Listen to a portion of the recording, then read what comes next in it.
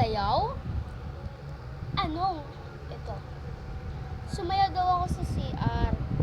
Tapos, may nakita daw akong lalaki. Anong ginawa ko daw? Pinagdede ko daw. Tapos, meron daw ako nakitang wallet. Anong gagawin ko? Panganak ko para bayaran yung baby. Tapos, ito naman. Nakita ako. Salamin. Anong gagawin ko? Magiging bakla? Babae naman bakla pa. Siyang gala. Ito. Meron akong ganito album. Anong gagawin ko sa kanila? Magiging daw. Ito. Basta hindi ko alam tawag nila.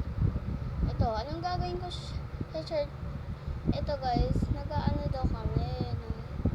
Nag-cellphone ako kung ano gagawin ko. Tumitingin daw ako ng rings. Mga ano yun? Wala, nakalimutan ko guys. Yun. Sing-sing. Sing-sing daw ako. Tumitingin daw ako ng sing-sing. Para sa, ano gagawin ko lang sa sing-sing?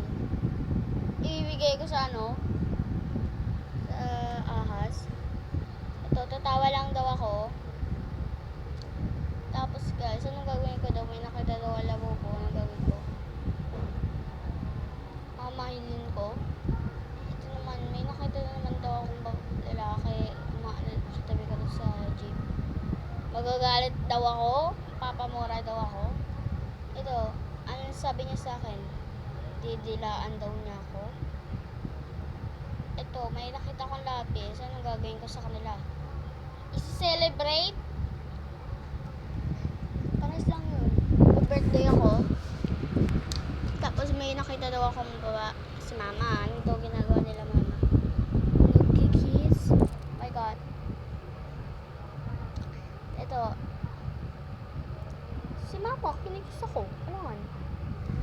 Ito, ano daw ginagawa nila namin ni mama pag nandun sa bahay? Nagpipera, nagbibigay ng mga pera. Ito, so for today's guys, ito naman kung ano yung tsura ko. Magpapanganak ako.